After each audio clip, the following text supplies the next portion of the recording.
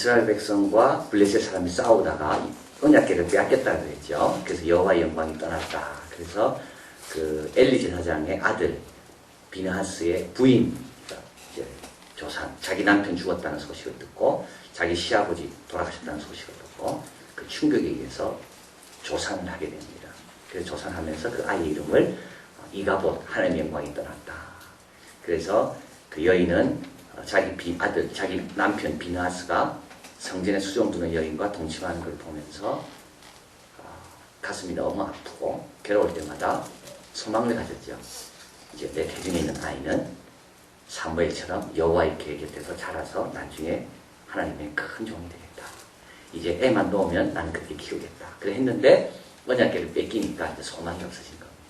그래서 이 여인은 이 아이 이름을 이가봇, 영광이 떠났다라고 이름을 짓고 이제 죽게 됩니다. 그래서 여호와의 영광이 이제 이스라엘 백성으로부터 떠난 거죠. 그리고 이제 블레셋 사람들은 그것을 이제 언약궤를 가지고 어디로 가는가 하면 5장에 가보니까 블레셋 사람이 하나님의 궤를 가지고 다곤의 땅에 들어가서 다곤 곁에 두었더라. 그래서 아스돗이라는 마을, 블레셋의 5마을 중에 하나인데요. 거기에 다곤 신을 섬기는 큰 신전이 있었습니다.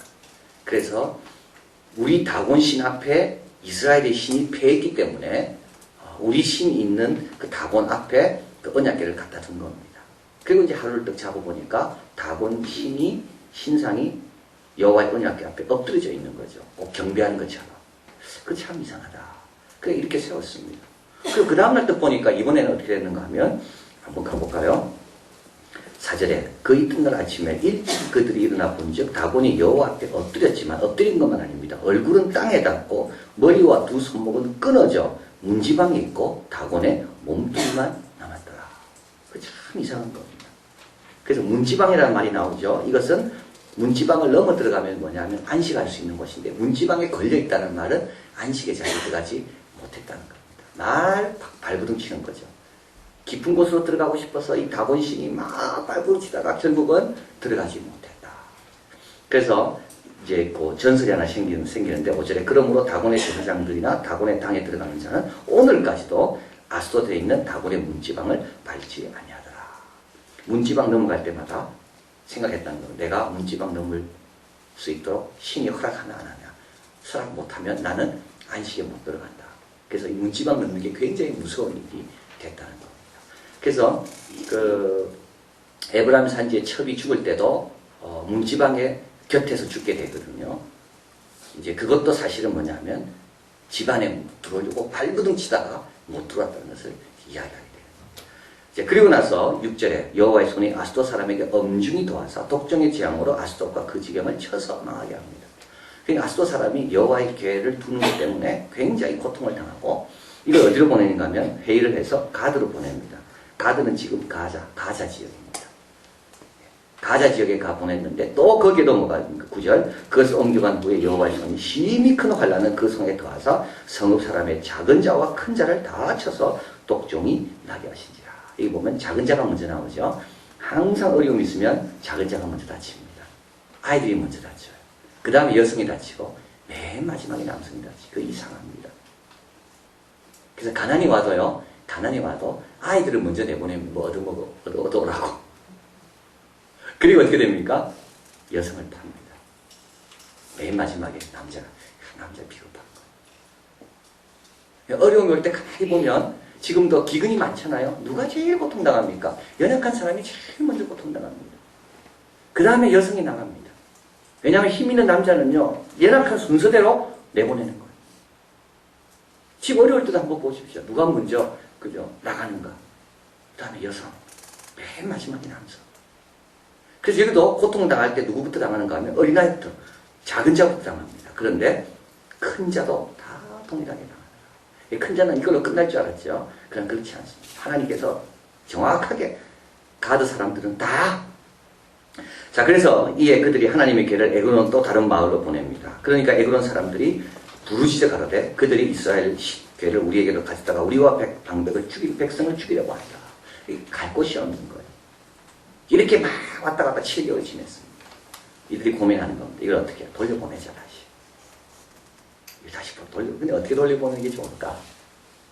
잘못 돌려보니까 또 어려움 당하거든요. 하나님 오히려 화가 난 상태 아닙니까? 하나님의 손이 지금 굉장히 무섭거든요. 근데 잘못 돌려보냈다가 하나님이 또 왜 이렇게 돌려보냈냐. 그 야단칠 것 같아서 복술자들을 다 불러가지고 제사장과 이걸 어떻게 돌려보내는 게 좋을까? 그들이 이제 아이디어 내는 겁니다.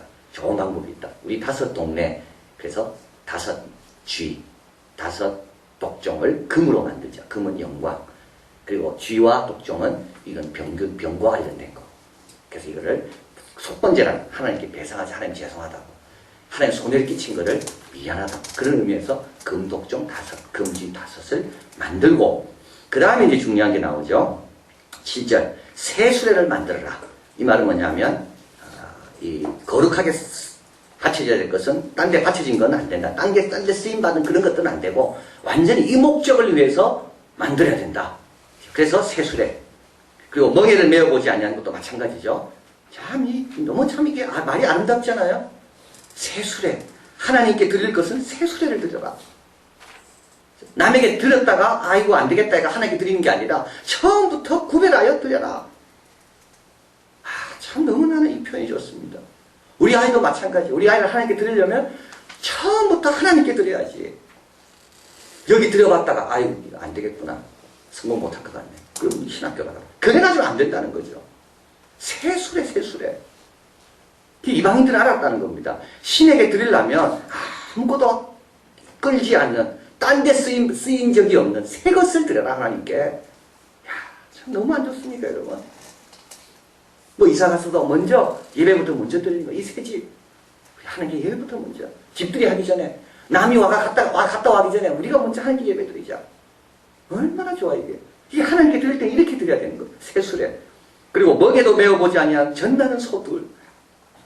다른데 받쳐진 적이 없는 완전히 멍에를 메어보지 아니하는 첫 번째로 그냥 첫 번째 일이 뭡니까? 하나님 일이 되게 하는 거죠.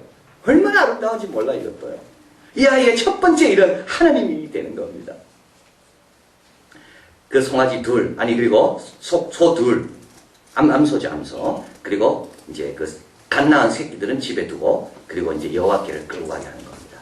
이제 그러면서 이제 어떻게 하는가 하면, 이 소가 직행, 바로 끝까지 가면 이거는 뭡니까? 이거는 하나님께서 이건 주장하고 계시는 거고, 이 소가 만약에 지 맘대로 가고 이러면, 이거는 요번에 우리에게 일어난 재앙은 이건 우연히 온 거다.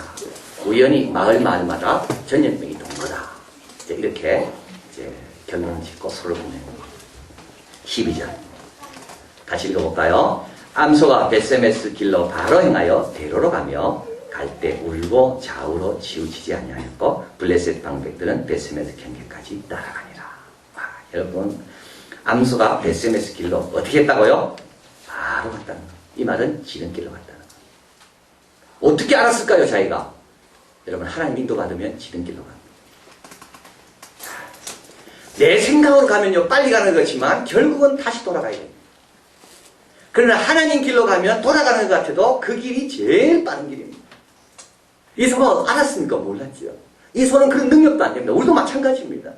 우리가 어디가 빠른 길인지 어떻게 합니까? 우리 생각할 뿐이죠. 안 가봤기 때문에 그 길이 빠른 길인지 돌아가는지 모릅니다. 소와 마찬가지 우리도. 우리 양이라고 그랬잖아요.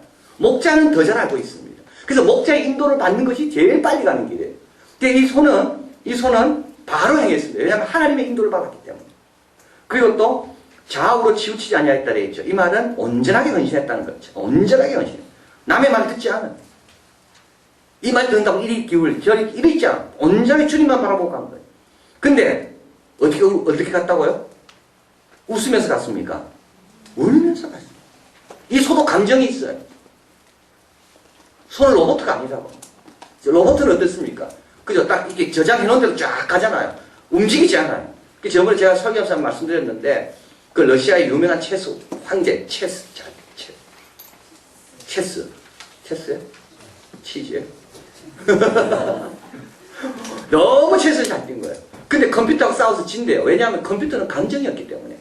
이 체스 잘 뛰는 인간은 감정에 따라 굴곡이 심한 거예요. 기분 좋을 때는 잘 나가다가 한번 이게 아니구나 하고 하면 주지 않게 되면 그 다음 생각을 못 한다는 거예요. 근데 기계는 생각이 없대. 냉철하대. 냉면 동물이죠. 그러니까 기계는 아무런 반합을 안 하는 거예요. 근데 이 소는 지금 어떻게 해요? 뭐 하고 갔다고요? 울고 갔다고. 새끼가 생각나는 겁니다. 울면서 뭐 했다고요? 울면서 순종한 겁니다. 우리가 이렇게 해야 되는 겁니다. 울면서 순종하는 겁니다. 어떤 분은 울면서 순종 안 하죠. 괴롭다고. 우는 거는 다 있습니다. 순종하는 사람도 웁니다. 억지로 할 때가 얼마나 많습니까? 꾹 참고. 다 내 뜻대로 안 되지만, 그래도 하나님의 뜻이라고 생각할 때만 하는 경우가, 이 소가 그랬다는 거예요. 울면서 간 거예요. 그래서 곧장 갑니다. 자라와 치우치지 않아요. 그러나 이 소 안에 막 발동이 있는 거예요. 새끼 생각만 나. 울면서 가는 거예요. 그래서 바로 가게 되죠. 그래서 베스메스 사람들이, 블레셋 사람들이 깜짝 놀래요. 야, 하나님이 정말 역사하시구나. 그리고 돌아갑니다. 자기 마을로. 자, 여기서 우리가 깨닫는 게 있는데요. 이게 베스메스로 가는 소 아닙니까? 좌우로 치우치지 아니하고 곧장 바로 가고 울면서 간다. 자, 여기서 첫째는 뭐냐 하면 우리 하나님의 역사는 어디든지 임한다. 그죠? 다곤 블레셋 땅에도 하나님의 역사가 임합니다. 그리고 하나님의 역사가 어디까지 임합니까? 다곤 신전 안에서 임합니다. 지금 4월 초파일 다가오잖아요. 절간 그 안에서도 하나님의 역사는 임하는 겁니다. 절간 아니라고 하나님께서 모른 척하지 않습니다. 하나님의 역사는 다곤 신전 안에서 일어나잖아요. 하나님의 역사는 어디든지 일어나고 있습니다. 하나님의 때가 안 됐기 때문에, 하나님이 뜻이 없기 때문에, 그러나 하나님은 얼마든지 어디라도 하나님의 역사는 다 일어날 수가 있다. 그걸 여기서 이야기합니다. 두 번째는 우리 하나님은 창조주시기 때문에 동물들을 움직이십니다. 여러분, 저는 이걸 이거 설교 준비하면서 하나님께서 움직이신 동물들 보니까 진짜 많더라고요. 제일 많은 경우가 언제입니까? 10가지 지향할 때요. 이 보내는 거. 몇 마리였을까요? 와. 메뚜기, 개구리. 야. 노아 방주 지을 때, 그죠? 암수 한 쌍씩 들어왔잖아요. 하나님이 다 움직인 겁니다. 예수님 낙이 타신 거, 모리아 산에서 양이 예비되어 있는 거, 153마리 물고기 잡잖아요. 깊은 데 가서 던져라. 베드로가 밤이 맞도록 수고했습니다. 그러나 말씀해 이제 하나님께서 베드로 근처로 예수님께서 고기를 딱 모아준 거. 153마리.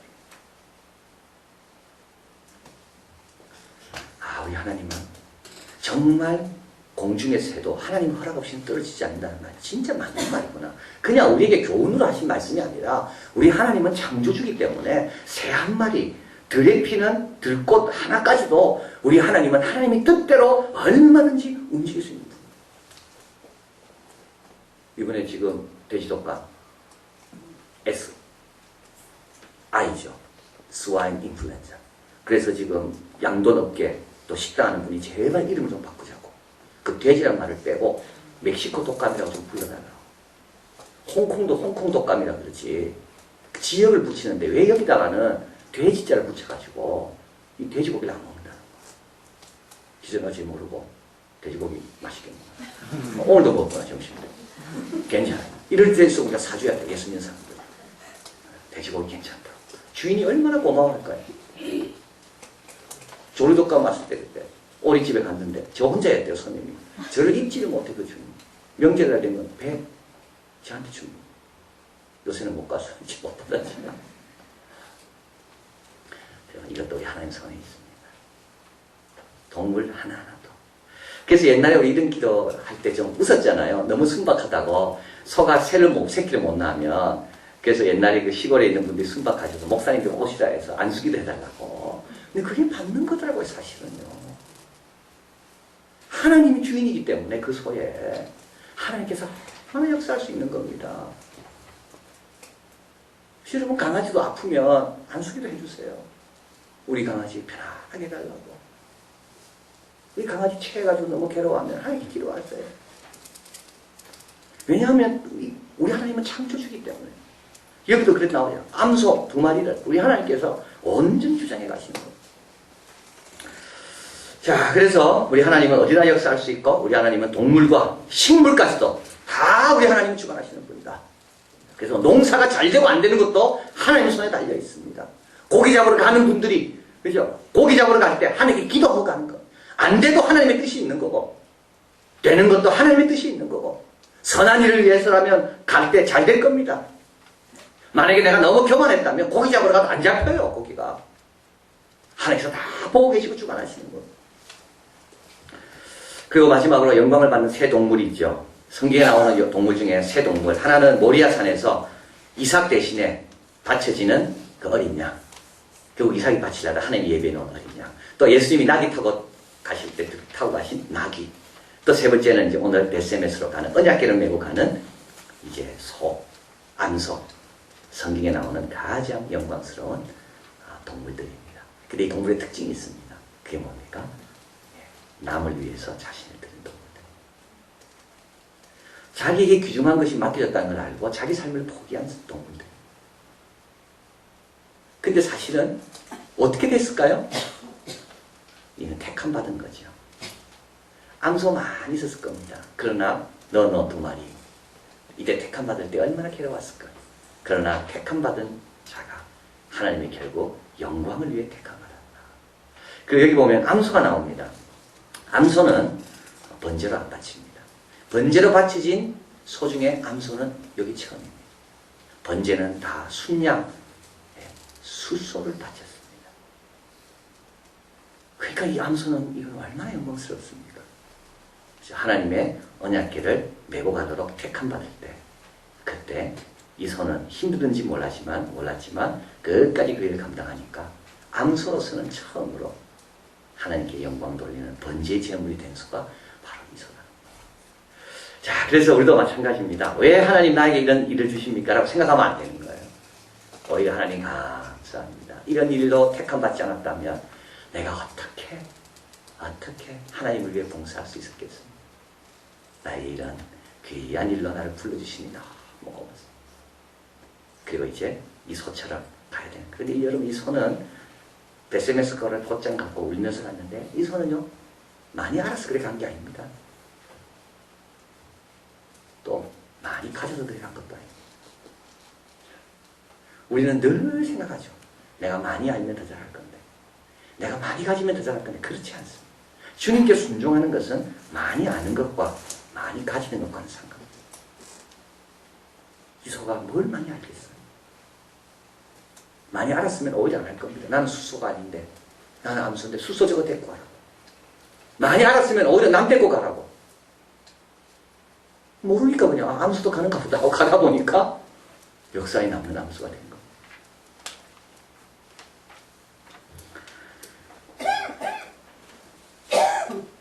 부족한 것이 많은 소, 암소. 전내나고 새끼도 딸려있고 그런 소.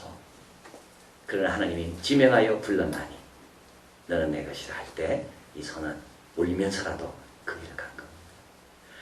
그 강수진 씨 여러분 아시잖아요. 발레리나 강수진 씨. 그 발을 보고 사람들이 다 놀랬다 그러죠. 며칠 전에 신문에 나왔는데요. 강수진 씨가 슈투트가르트 그 발레리나고 유명한 독일의 그 훈장을 받았는데, 이 훈장은 얼마나 영광스러우냐면 그 훈장 받은 사람 남을 죽여도 된답니다. 남을 죽여도 사면할 수 있는 그 훈장. 한 명이겠지, 두 명은 아니고. 여러 명 죽이면 안 되겠죠. 그 훈장을 받은 거예요, 강수진 씨가. 그런 훈장을 받은 독일 사람 가운데도 몇 명 안 된대요. 얼마나. 근데 강수진 씨가 성남 아트센터에서 고등학생들 쭉 불러놓고 350명 이야기했대요. 그러면서 발레하고 공부하고 벼락치기는 절대 안 된다. 올리브 기름을 아무리 쳐도 머리는 안 돈다. 미리 공부 안 해놓으면.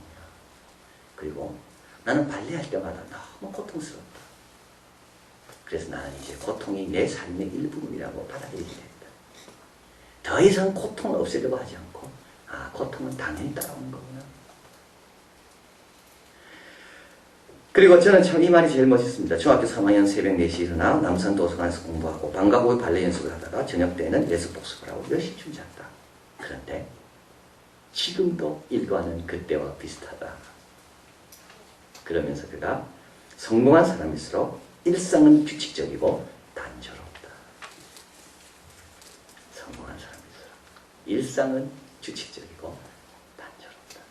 이 소가 하나님 앞에 곧장 갖고 치우치지 아니하고 바쳐질 수 있었던 것은 많이 알아서도 아니고 많이 가졌어도 아니고 단조롭고 규칙적이고 하나님 인도하는 대로 그냥 가는 것. 나를 택한 하나님 감사합니다. 그래서 우리도 마찬가지. 우리도 어떻게 보면 사람들이 불가능하다고 말할지 모르는 그런 사람들이죠. 부족이 많이 있고 연약한 점이 많이 있고 또뭐 가정으로 적으로나 개인적으로나 하나님께 이렇게 충성하기에는 너무 어려움이 많이 있고 그러나 하나님 택하실 때 규칙적이고 단조롭게 너무 많이 하려고 여기 왔다 저기 왔다 그게 필요 없어. 너무 많이 가지려고 그럼 안 되는 거. 그죠? 내한테 뭐가 지금 하나님께서 매달아 주셨는가? 이게 얼마나 소중한 건가? 주위 사람들이 보고 있고 하나님이 얼마나 강하게 역사하시는가? 단조롭고 규칙적으로 기도하시겠습니다.